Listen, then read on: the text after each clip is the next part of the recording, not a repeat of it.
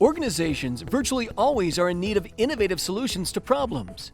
By studying crowds, researchers wonder, without the social capital of teams or a structure imposed from outside, do crowds spontaneously self-organize to generate innovative solutions?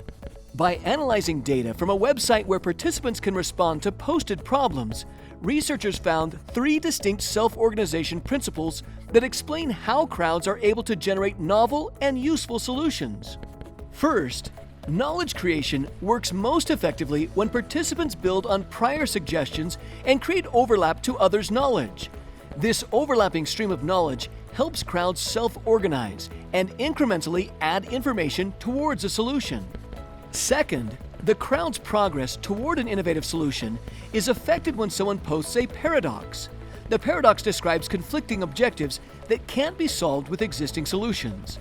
The posting of the paradox creates an environmental disturbance, redirecting the crowd from simple building on prior suggestions to considering solutions beyond the current posted knowledge.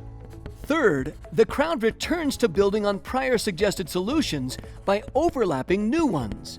But this time, the prior suggested solutions are those which were in response to the paradox. By reusing and modifying post-paradox solutions into new ones, a new, innovative solution emerges that is novel and useful. Wonder about the dynamics of self-organization in open crowds? If so, then you may want to read this paper.